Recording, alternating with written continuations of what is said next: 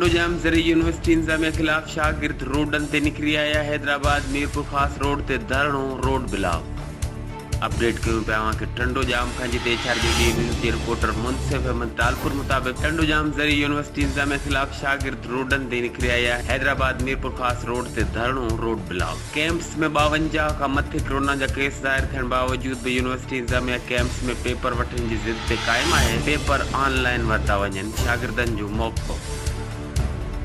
Camps में corona का बचाव लाइ SOPs ते अमल दरामद न पियो करायो वञे। कोरोना तस्दीक थियल हॉस्टलन में रहंदड़ शागिर्दनि खे आइसोलेट ई नाहे कयो वियो। उहे शागिर्द असां सभिनी सां गॾिजी खाई पी रहिया आहिनि। यूनिवर्सिटी इंतजामिया हथ सां शागिर्दनि में कोरोना फैलाई रही आहे। कोरोना तस्दीक थियल शागिर्द ऐं मुलज़िमनि खे आइसोलेट कयो वञे, शागिर्दनि जो मुतालबो।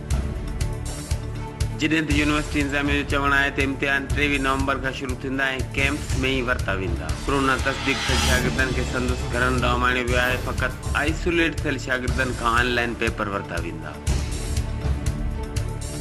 HRJD न्यूज़ ते हिन वक़्त ताईं बसि एतिरो ई। वधीक ख़बरनि ऐं अपडेट्स लाइ ॾिसंदा रहो HRJD न्यूज़।